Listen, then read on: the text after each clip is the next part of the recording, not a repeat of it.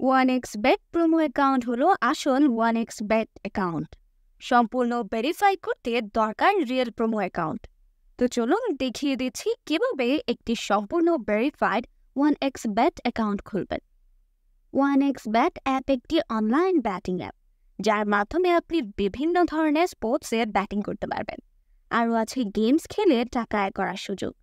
যাদের ফোনে OneXBet অ্যাপটি নেই তারা যে কোনো ব্রাউজারে গিয়ে অ্যাপটি ডাউনলোড করে নেবেন। এখানে স্ক্রিনে দেখতে পাচ্ছেন লগ ইন এবং রেজিস্ট্রেশন নামে দুটি অপশন আছে। এখানে রেজিস্ট্রেশন অপশনে যাবেন, এরপর দেখতে পাচ্ছেন কিছু অপশন দেওয়া রয়েছে। আপনি ইন ওয়ান ক্লিক অপশনটিতে চাপ দিবেন। এখানে কান্ট্রিতে বাংলাদেশ এবং কারেন্সিতে বাংলাদেশি টাকা সিলেক্ট করবেন। শুধুমাত্র প্রোমো কোডের জায়গায় আমাদের অফিসিয়াল প্রোমো কোড B33B বসাতে হবে। আমি আবারও বলছি, আমাদের অফিসিয়াল প্রোমো কোডটি হলো B33B। মনে রাখবেন, আমাদের প্রোমো কোডটি বসালে পাবেন অসংখ্য বোনাস এবং যে কোনো সময় বিকাশ, নগদ, রকেটের মাধ্যমে ডিপোজিট এবং উইথড্র করতে পারবেন। কোডটি বসানো হলে নিচের খালি ঘরটিতে ঠিক চিহ্ন দেবেন, এরপর রেজিস্টার বাটনে ক্লিক করুন। রোবট ভেরিফিকেশন চাইলে তা সফলভাবে সম্পন্ন করবেন। দেখুন, আপনাকে একটি আইডি আর পাসওয়ার্ড দেওয়া হয়েছে। এই আইডি আর পাসওয়ার্ড অবশ্যই স্ক্রিনশট নেবেন বা কপি করে রাখবেন। তারপর নেক্সট বাটনে চাপ দিন। দেখুন, অ্যাকাউন্ট খোলা হয়ে গেছে। এখন অ্যাকাউন্ট ভেরিফাই করার পদ্ধতি দেখাচ্ছি।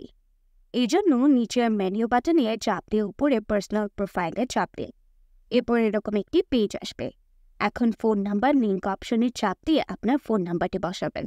এরপর নেক্সট বাটনে ক্লিক করলে আপনার ফোন নাম্বারে একটি ওটিপি কোড যাবে এবং সেই কোডটি এখানে বসাতে হবে। এরপর নিচের কনফার্ম বাটনে ক্লিক করতে হবে। নাম্বার ভেরিফাই হয়ে গেলে ব্যাংকে চলে আসবেন। এখন ইন্টার ডিটেলস অপশনে চাপ দিবেন। এখানে সমস্ত তথ্য জাতীয় পরিচয়পত্রের সাথে মিল রেখে পূরণ করতে হবে। এখানে আপনার নামের প্রথম অংশ লিখবেন, তারপর শেষ অংশ লিখবেন। এরপর জন্মসাল, মাস এবং জন্ম তারিখ লিখবেন। প্লেস অফ বার্থ মানে জন্মস্থান লিখবেন। এরপর রিজন সিলেক্ট করে বাংলাদেশ সিলেক্ট করবেন। এরপর সিটিতে ঢাকা এবং রেসিডেন্সে আপনার জেলাটি লিখবেন। ডকুমেন্ট টাইপ সিলেক্ট করে ন্যাশনাল আইডি সিলেক্ট করবেন এবং সিরিজের ঘরে 1 লিখবেন। ডকুমেন্টের ঘরে আপনার এনআইডি নাম্বার লিখবেন। এরপর ডেট অফ ইস্যু এর ঘরে এনআইডি এর উল্টো পাশে দেওয়া ইস্যু ডেট বসিয়ে দিবেন। ইস্যুড বাই এর ঘরে বাংলাদেশ গভর্নমেন্ট লিখবেন। সবকিছু ঠিক থাকলে পাশে থাকা আইকনে ক্লিক করবেন। এর মাধ্যমে অ্যাকাউন্টটি ভেরিফাই হয়ে যাবে। এখন দেখব কিভাবে অ্যাকাউন্টে টাকা ডিপোজিট করা যাবে। ডিপোজিট করার জন্য ব্যাকে চলে আসুন।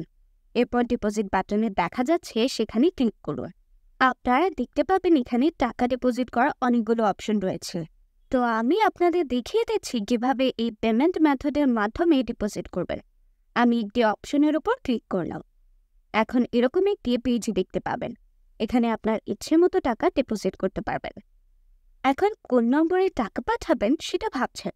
উপরে দেওয়া আছে নগদ ওয়ালেট নম্বর। এখান থেকে নম্বরটি কপি করে নেবেন। আমি জানিয়ে রাখছি, এই নম্বরটি প্রতিবার পরিবর্তিত হয়, তাই টাকা ডিপোজিট করার আগে নম্বরটি কপি করে নেবেন। নম্বর কপি করা হলে নগদ অ্যাপে চলে যাবেন এবং ক্যাশ আউটের মাধ্যমে কপি করার নম্বরে টাকা পাঠাবেন। টাকা পাঠানো হলে এরকম একটি পেজ চলে আসবে।